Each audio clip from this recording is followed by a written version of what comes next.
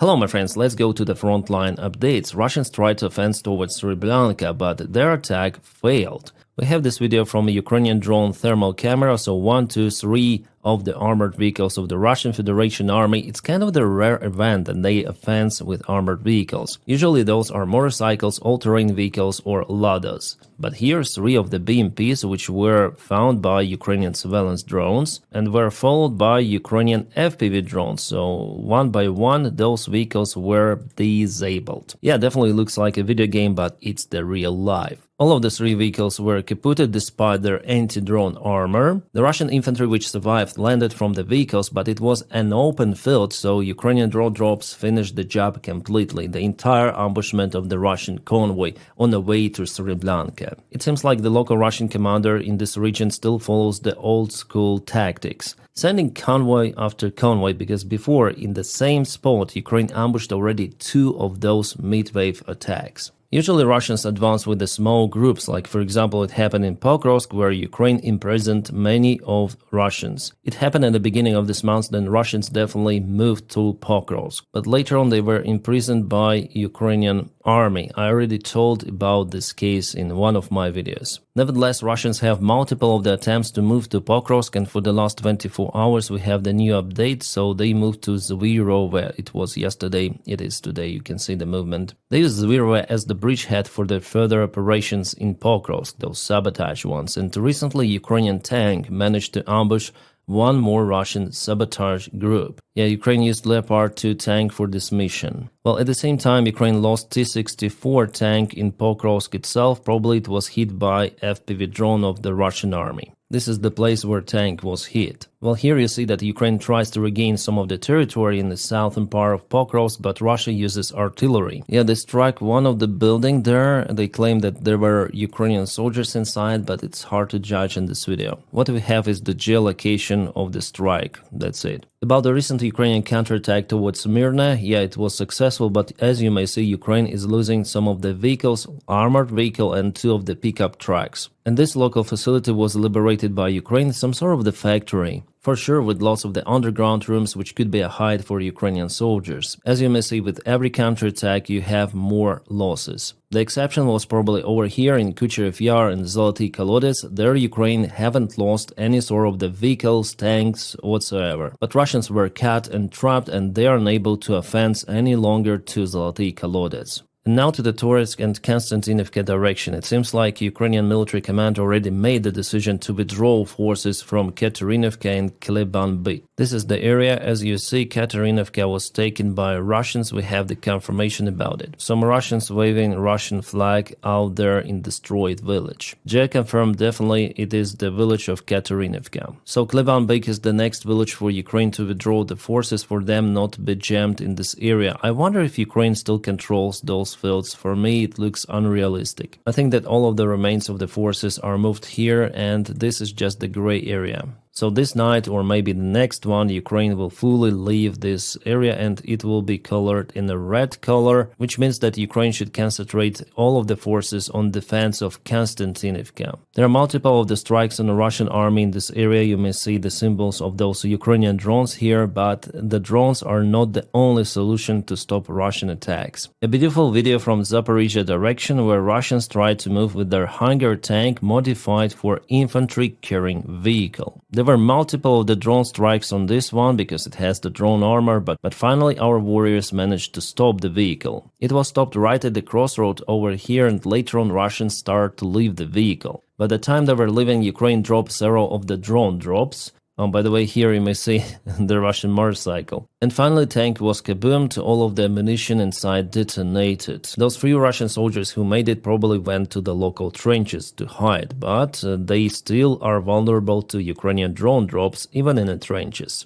And this is the example of the Russian servicemen wearing the anti-drone cloaks, special coats to hide the thermal trace, but here the ground even was warm, so Ukrainian drone operators managed to find it. Yeah, I did my own censorship here, so this is the cloak itself, the special coat which Russian soldiers carry, but I would say that it was a really wrong place to deploy this one. They should put it at least over there, because this is the open space. No grass, nothing, so it accumulates the heat during the daytime and releases it during the nighttime. This area just shines bright, and of course this dark tent is visible. Usually the places for such tent deployment are close to the trees or in the grass, bushes, but this is the very stupid move from this particular Russian soldier. Clearly, they messed up with their training. So it all happened in Zaporizhia direction, where Ukraine tries to stop the Russian army advancement. You may see here that Ukrainian soldiers were imprisoned by Russians, as well as Russian soldiers were imprisoned by Ukrainians. Stepnogorsk, as you may see, is already in the gray zone.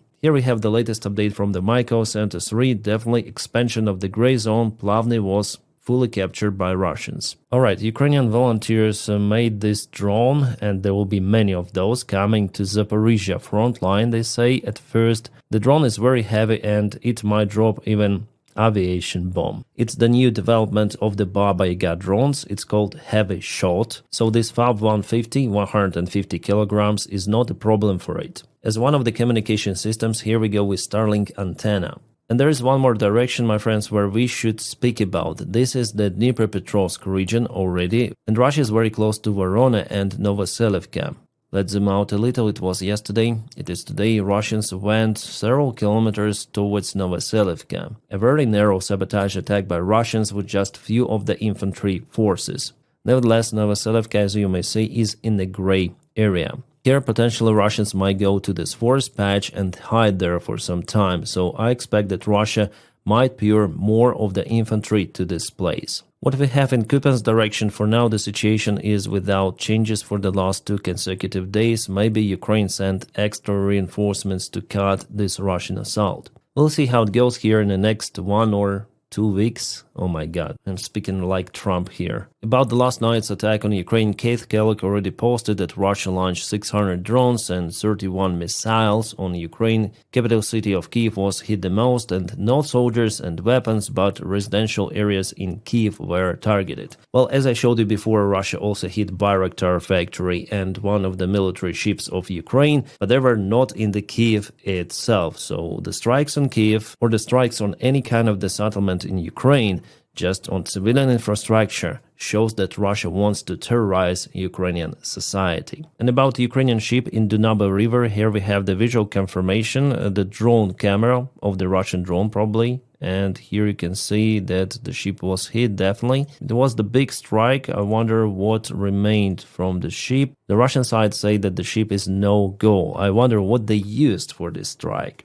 Could be a caliber cruise missile. We don't see the close-by perspective of this image. As I've told you in my previous video, this ship was hit.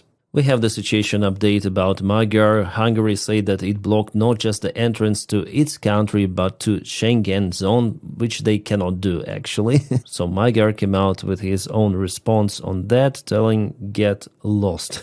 Well, Radoslaw Sikorski, who is the foreign minister of Poland, already said that Hungary bans a brave ethnic Hungarian who dares to fight for Ukraine's freedom. Commander Magyar, if you need some R&R and Hungary won't let you in, please be our guest in Poland. Yes, Hungary cannot block entrance to entire Schengen area. They may exit it if they want really.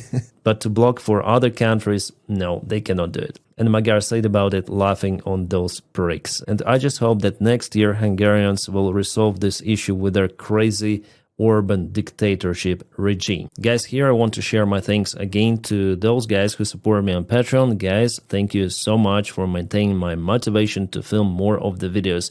And today I want to film one more video for you, yes, for everyone. So stand by for it. I'm gonna upload it in a few hours. My friends, I wish you all a peaceful sky wherever you are and have a great time.